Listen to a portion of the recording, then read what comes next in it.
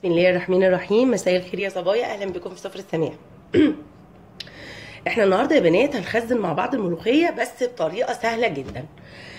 كلنا لما بنعوز نخزن الملوخيه بنبقى شايلين هم حاجتين: التقطيف والتخريط. هنخرط كميه كبيره علشان خاطر نخزن الملوخيه، وكمان هنقطف كميه كبيره.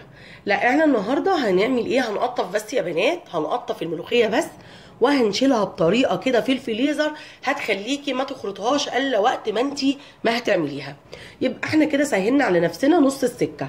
حطينا الملوخيه متخرطه في الفريزر، وكمان هتتخرط معاكي بسرعه جدا لانها هتبقى ملمومه بقى ومش هتضايقك خالص. وكمان احنا عارفين وفرزنا مع بعض قبل كده او خرطنا مع بعض قبل كده الملوخيه في الكيس. الطريقه دي سهله جدا وممتازه وهتسهل عليكي الدنيا خالص. طيب احنا معانا ملوخيه. بصوا معلش، الملوخيه اليومين دول مش قد كده، يعني الورقه بتاعتها مش كبيره قوي ولا ايه ولا خضرة قوي يعني، بس هي حلوه وشغاله زي الفل. انت ممكن من اليومين دول علشان خاطر شهر رمضان الكريم لما جيبي كيلو مثلا، قطفي نص وحطيه في كيس والنص التاني اعمليه، وبكده يبقى انت خزنتي الكيس في وقت الزنقه في رمضان هتخرطيه بسرعه وهتعمليه. طيب انا معايا الملوخيه غسلاها ومصفياها كويس. لازم يا بنات تتصفى كويس، لازم الملوخيه نصفيها كويس علشان خاطر نقدر نفرزها في الفريزر بالشكل ده. الملوخيه قطفناها كويس وغسلناها، وكمان قطفناها كده ونشفناها من الميه كده، ممتاز جدا وجميل. هنجيب كيس عادي خالص، الكيس اللي احنا بنخزن فيه حاجتنا بمنتهى السهوله جدا. هنعمل ايه؟ هناخد الكيس ده وهنعبي فيه الملوخيه. احنا هنعمل الملوخيه دي دلوقتي مع بعض يا بنات بعد ما نفرزها عشان تشوفوا قد ايه هي هتفضل خضره وحلوه. وهنعبي كده في الكيس ملوخيه الكميه اللي تناسبك. انت شوفي بتعملي قد ايه ملوخيه وهتشيليها بنفس الشكل كده في الكيس. احنا ما بنعملش اي حاجه غريبه اهو، احنا ما بنعملش اي حاجه غريبه خالص اهو. عبينا كل الملوخيه اللي معانا في الكيس. هناخدها تفرديها كده،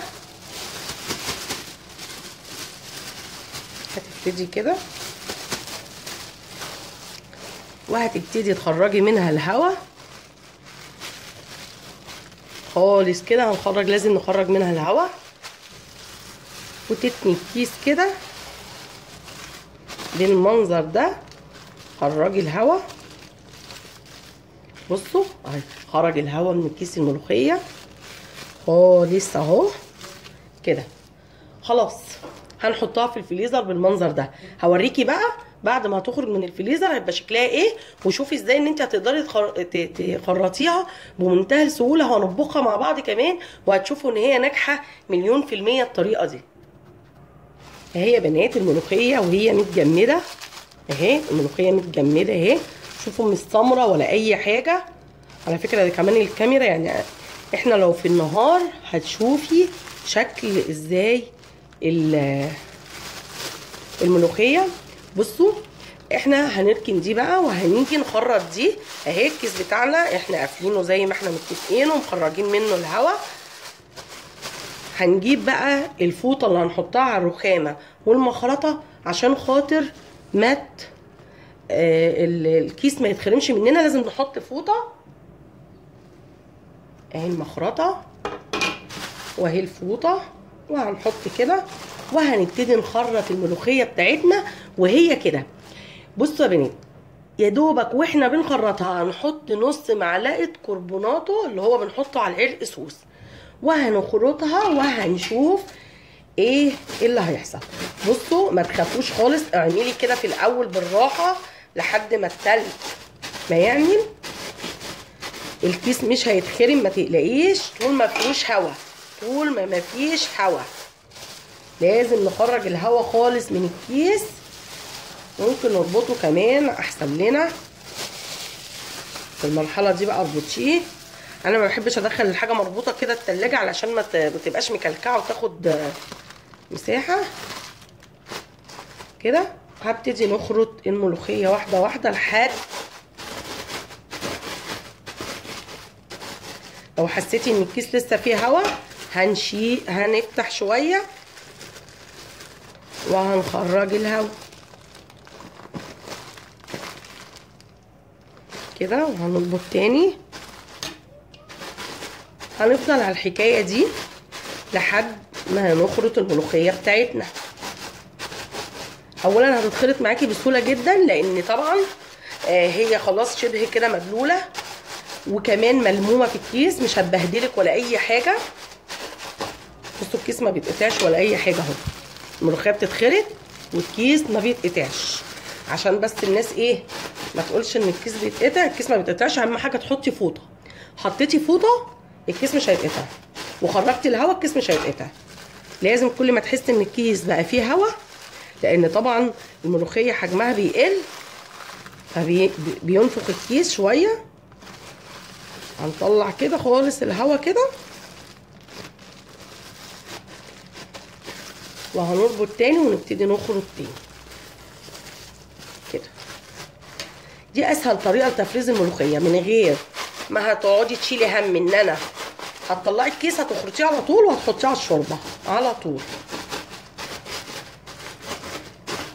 انا طبعا عامله لكم فيديو لتخزين الملوخيه بالشكل ده، يا ريت تدخلوا تشوفوه. دي مش قصتنا النهارده ازاي نخرطها في الكيس، انا عامله فيديو ليها مخصوص.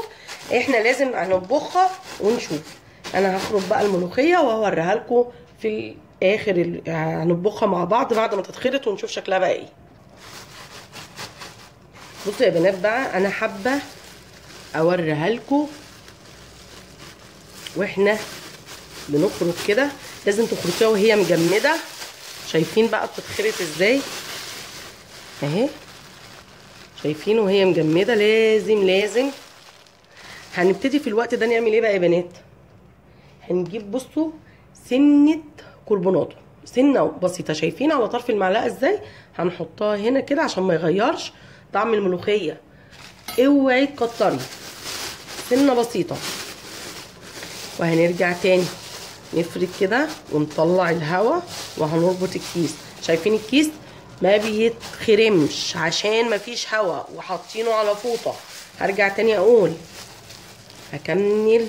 طبعا في الوقت ده احنا مجهزين شوربه على النار اهي بنات. بقى بعد ما خلصناها تخريط نجيب طبق كده ونفضيها.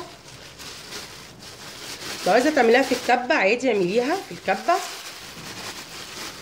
بس انا بحب اخرط الملوخيه، ما بحبهاش في الكبه كده اهي. يلا بينا بقى عند البوتاجاز، حاطين احنا شوربه على النار بتغلي.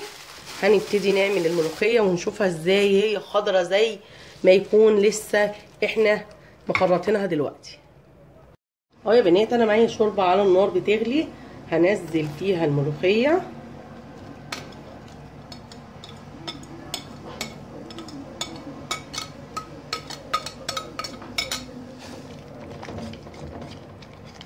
وهنقلبها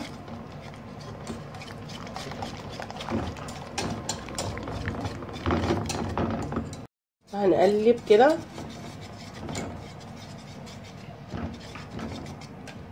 شايفين الملوخيه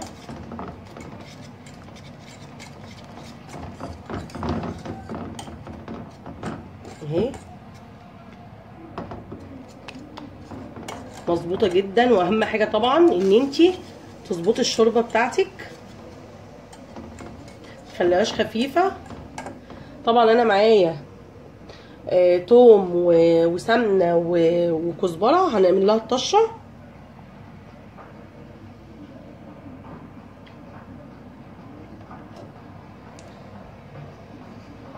كده. الملوخيه بتاعتنا دي كده تمام. اول ما تغلي كده هنشيلها وهنحط بقى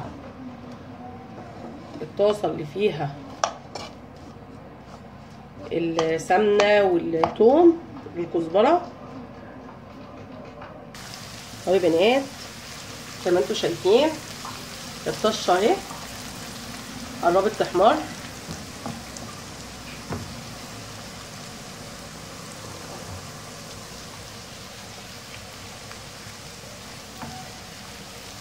قربت تحمر اهي.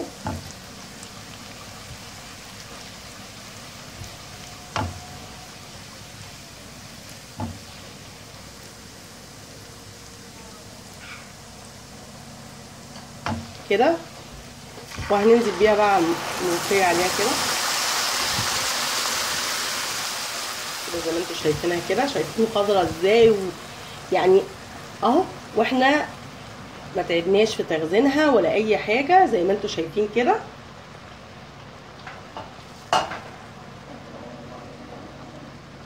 خلاص كده الملوخيه بتاعتنا بقت تمام، واديكم شايفينها اهي.